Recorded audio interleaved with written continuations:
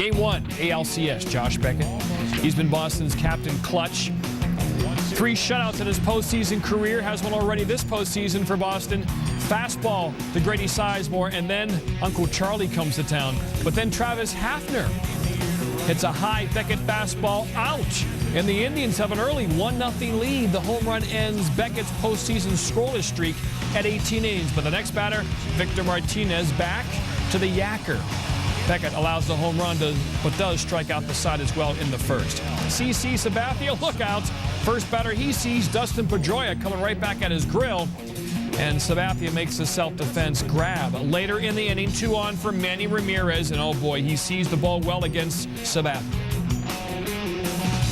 Takes a 1-2 fastball right down the middle and singles up the middle. Game tied at 1 as Youkilis comes around to score. 8th career RBI for Ramirez against Sabathia. 3rd inning, Beckett cruising. Here comes Franklin. Here goes Franklin. There's that yacker again.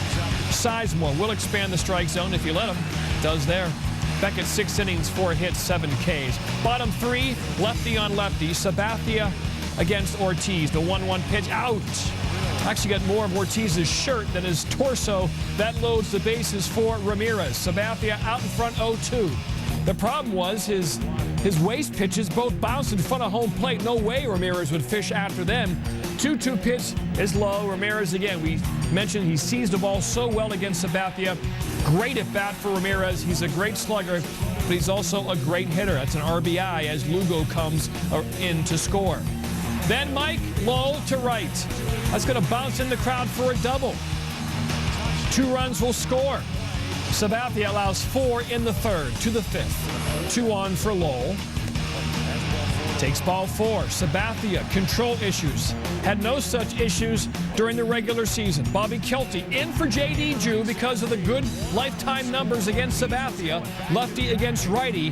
Kelty 2 RBIs. Sabathia gone after 4 1/3. There's Ortiz again, getting on base. There's Manny, another bases-loaded walk. Ramirez, the first player with 2 bases-loaded walk in a postseason game since Jim Palmer did it. 1971 World Series against the Pirates.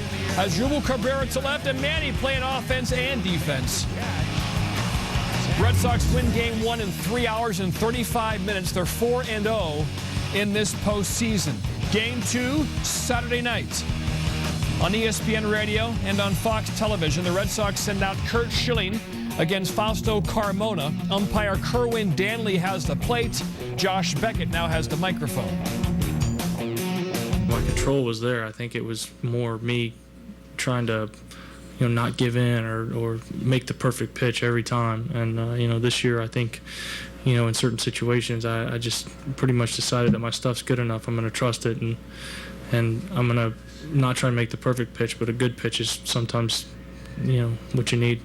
I thought our approach was really, really professional. We didn't pull the ball. We didn't try to pull the ball. We didn't swing at balls. Even, the middle of our order, we had real good discipline. Got behind the count a couple times, 0-2, worked walks, hit the ball the other way, drove the ball the other way, kind of took what he gave us and didn't expand the zone. Because if you do, he's going to make short work of you. And we really made him work hard. He didn't have it tonight. I mean, his command was off. He was up a little bit with his fastball. Having trouble, getting his breaking ball where he needed to. He's running away from his changeup a little bit. He just really never got in sync. And looking to take a commanding 2-0 series lead back to Cleveland for Monday's Game 3 behind Curt Schilling. Top 1 was scoreless. With 1 aboard, it's Victor Martinez. Off the green monster, Grady Sizemore scores as Martinez comes in with a double, and Indians are up 1-0. Bottom 3, that's the count. They're loaded for Manny Ramirez. And Fausto Carmona walks Manny on 4 straight pitches. Coco Crisp scores. We're tied at 1. Third bases loaded walk for Ramirez this series. Next batter, Mike Lowell to right. Dustin Pedroia and David Ortiz score. Red Sox up 3-1. Top 4 with 2 on. Johnny Peralta steps in and takes Schilling for a ride. A 3-run shot. Schill bumming as he watches Peralta become the first Indian shortstop to hit a postseason home run in team history. Tribe up 4-3. Peralta drove in 4 Saturday. Top 5. Size matters. Grady Sizemore 0 for 5 in Game 1. Yard.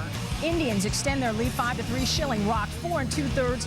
Second shortest outing of his playoff career. Bottom 5 with 1 aboard. It's Manny abusing the Rafael Perez offering. A 2-run shot.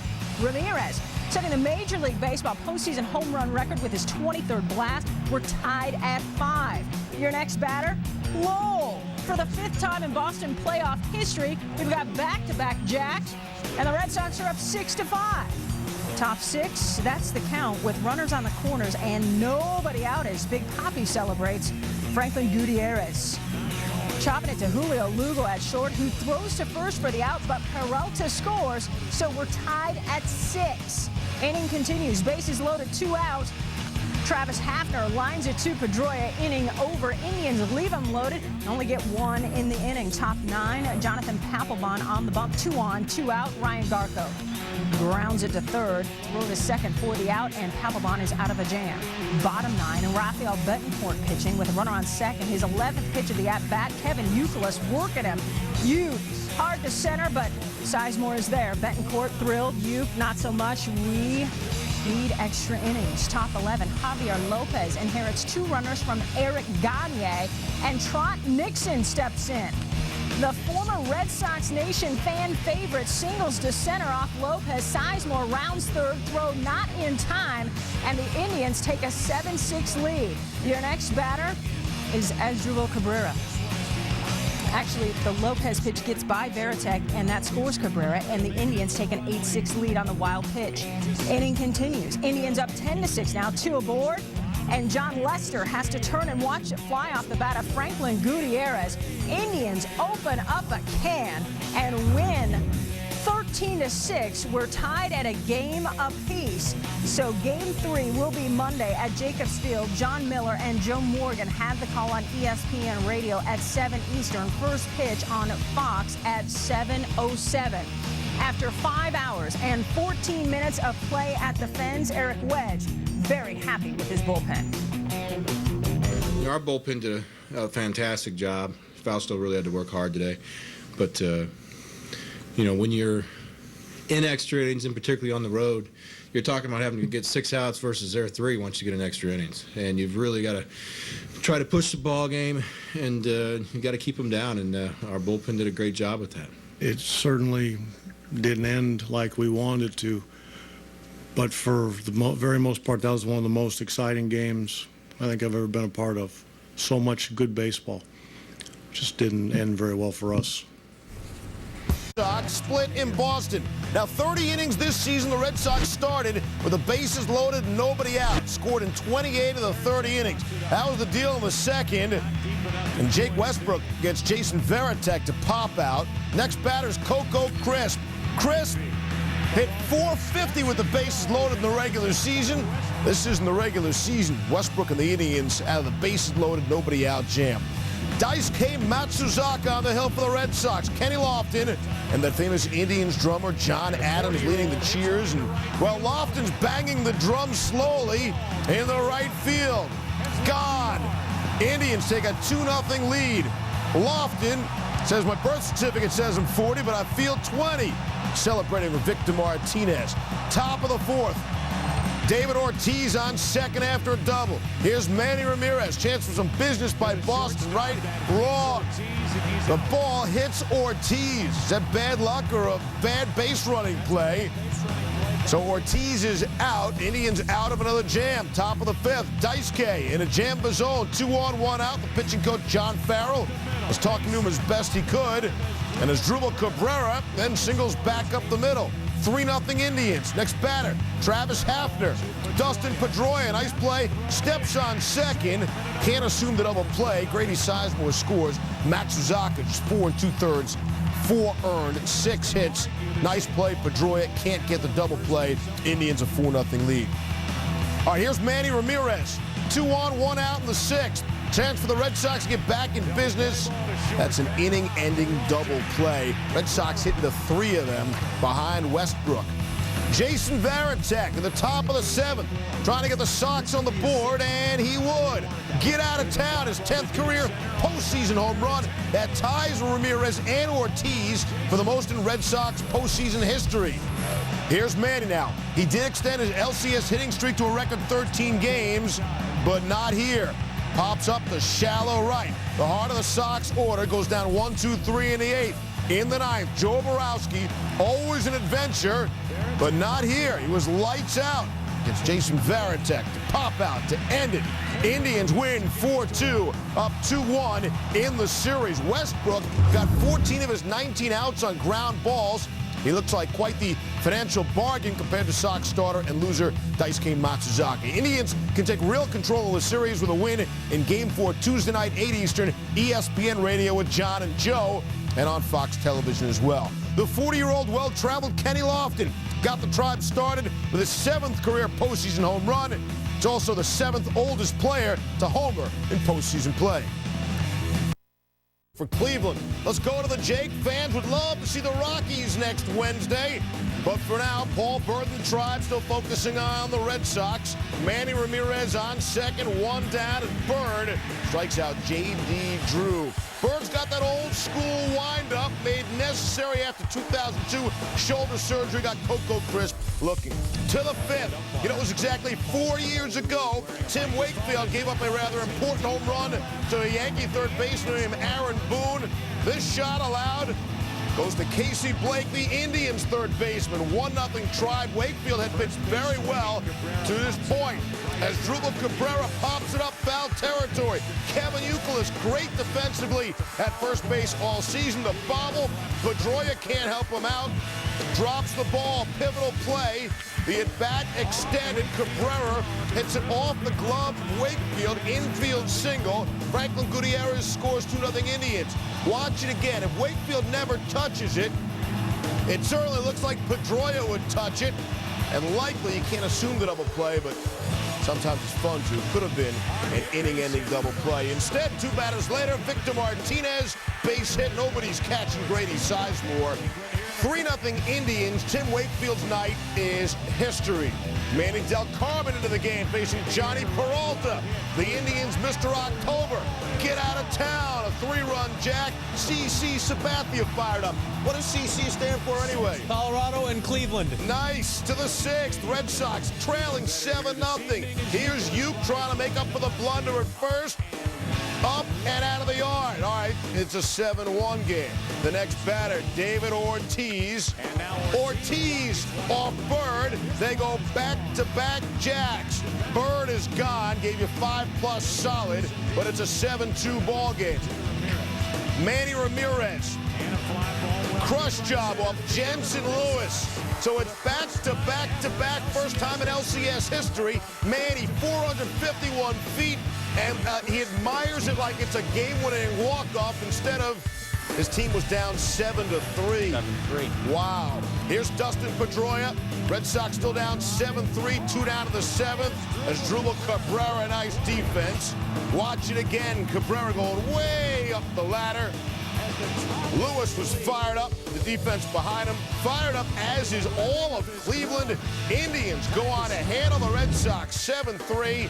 They're certainly handling them in the series now, up 3-1. The box score in your newspaper might say it took 3 hours, 12 minutes for the Indians to finish off the Sox. The truth of it is, only took 35 minutes. That was the time of Cleveland's bottom of the 5th, where they scored 7 runs. They can send the Red Sox packing Thursday night, Game 5, 8 Eastern, ESPN Radio with John and Joe, where you can see it on Fox. 27 of the Indians' 51 runs in the playoffs have come with 2 outs. That's clean living, and it's all good now for the Tribe.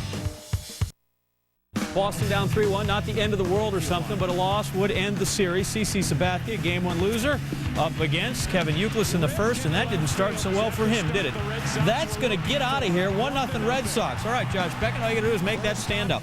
Later in the frame, Manny Ramirez on second base. You got 2 out. Mike Lowell delivers the base hit. Franklin Gutierrez is up with it, and here comes Manny.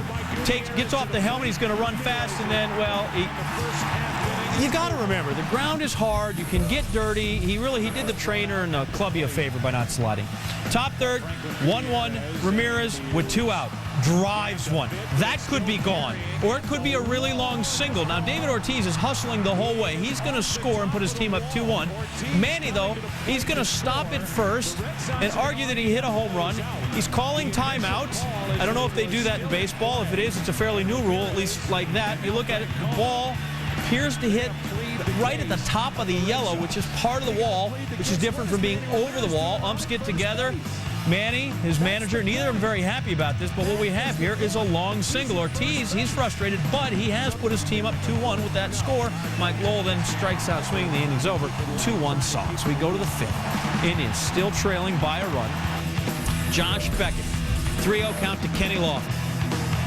And Beckett, all right, you always call it 3-0, right? That's a strike. Kenny Lofton didn't think so. Dropped the bat. Thought maybe he had ball 4. The next pitch, now we got trouble. Lofton's going to fly out. But watch this. He and Beckett have words for each other. And after the words, let's go right now. I don't care if it's a postseason game. We'll have benches are coming out. Everybody's coming from the dugouts, from the bullpens. No punches were thrown here. Here's Beckett screams first. Either way, they got into it. These two had a similar run-in back in May of 2005 when Lofton was in Philly. Beckett was a Marlin, but they both eventually get over it. We go on, and then we see as Drupal Cabrera goes down swinging. 7 strikeout for Beckett. Guy allowed a run in the first and then was stout afterwards. In the 6th, Travis Hefner. Hey, Shrek! Nothing. A couple of batters later, Ryan Garco, and he's through the 6th, allowing just 1 run, 9 strikeouts for Beckett. He was so impressive all postseason. Top 7, still 2-1 Red Sox, Kevin Youkilis. All right, he's got the home run. Gapping it. Grady Soyes more tries. No. Dustin Pedroia will score. Youkilis is just going to keep humping it all the way over to 3rd. Because remember, he didn't want to burn another timeout. They only got 2 men when they're back in the 3rd. Sabathia's night is done. 2 starts in the series. The ERA over 10. 10.45. Josh Beckett's ex-girlfriend Danielle Peck saying, "God bless America" during the 7th inning stretch. He seemed unfazed. He's totally over it. Related news, Alyssa Milano available for all 7 games of the World Series. Bottom 7, 4-1. Casey Blake goes down. That's double-digit strikeouts for Beckett in the 8th. Indians now down 7-1, and they are not even sniffing Boston's ace. As Drupal Cabrera goes down again, 11 strikeouts for Beckett.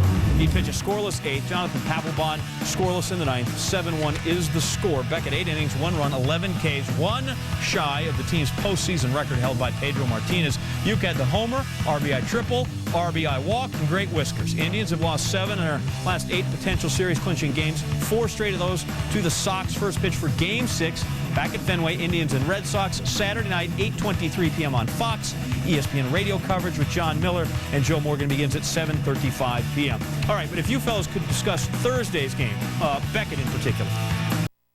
Yes, it's Game 6. Boston coming in 12-3 when facing elimination in the postseason since 1999. Bottom 1 was scoreless. Fausto Carmona in a bases-loaded jam, and he strikes out Manny Ramirez swinging for out number 1. 2 batters later, there are 2 outs for J.D. Drew. 118 batting average with the bases loaded this season. And the 3-1 pitch is gone. Boston up 4-0. 3rd slam in Red Sox playoff history. First ever at the fence. Carmona stunned. David Ortiz greeting Drew at home. After the inning, Indians pitching coach Carl Willis trying to console Carmona in the dugout. Top 2, Curt Schilling trying to protect the Sox 4-run lead.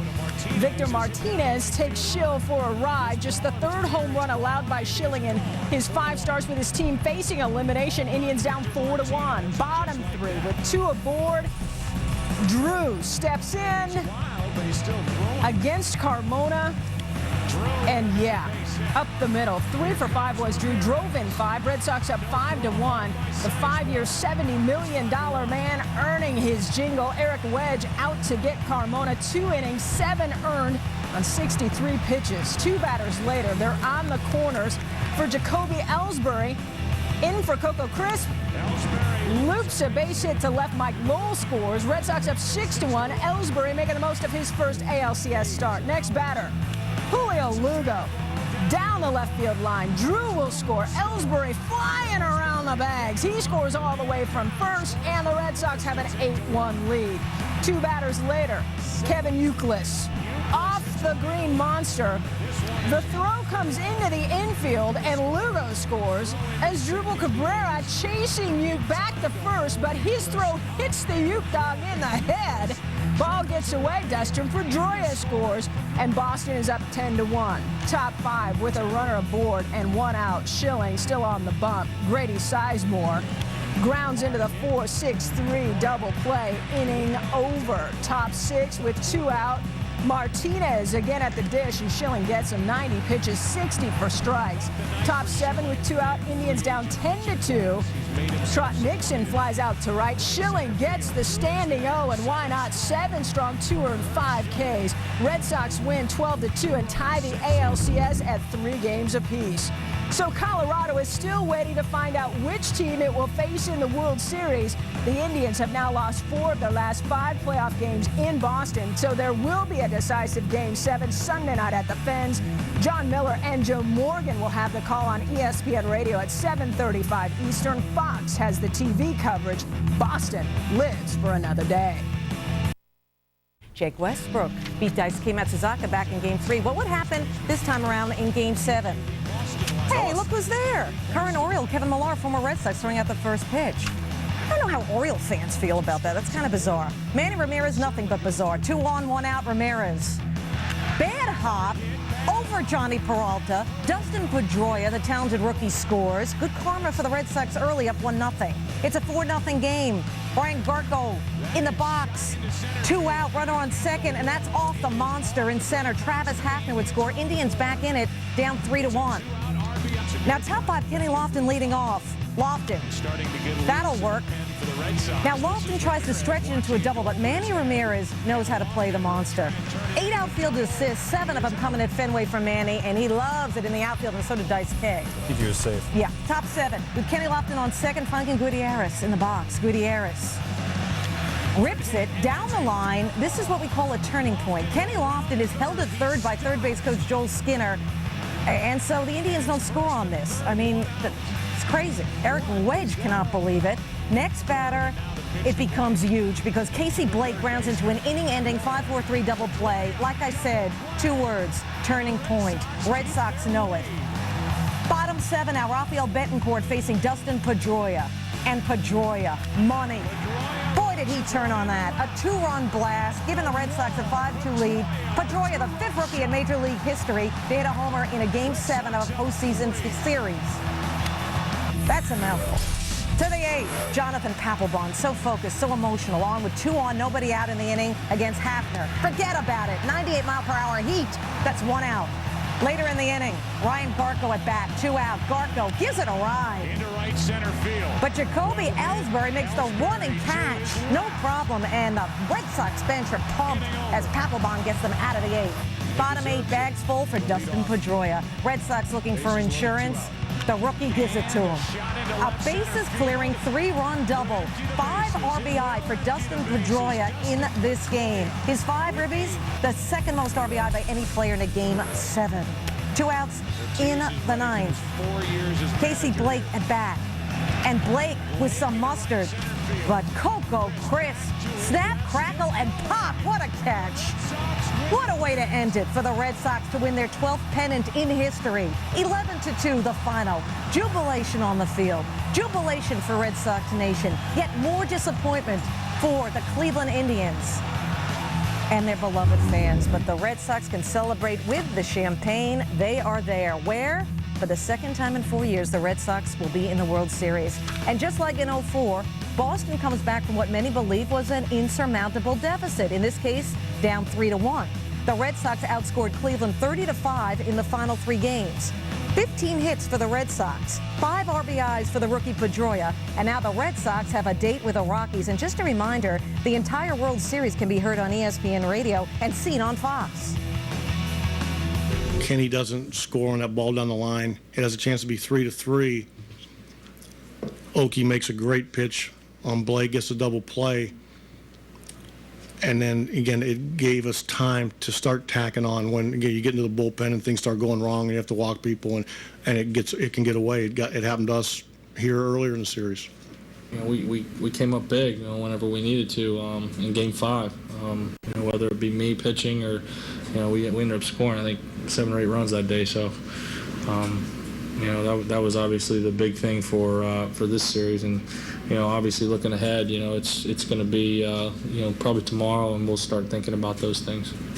We're excited about the opportunity. We get to keep playing, and it's definitely going to be fun on Wednesday.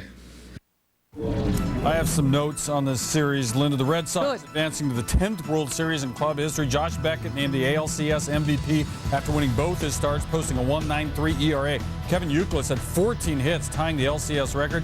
Daisuke, questioned by many after his previous work this postseason, becomes the 4th rookie starting pitcher in postseason history to win a Game 7. It was somber in the losers' locker room. The guys didn't spray each other with champagne or any of that. It's been my honor and privilege to manage this baseball team. The respect that they show for the game, what it means to be a great teammate, and how they play the game means more to me and to us as an Indians organization than anything. And, we fell short, but, it was, I think we learned a great deal in this postseason.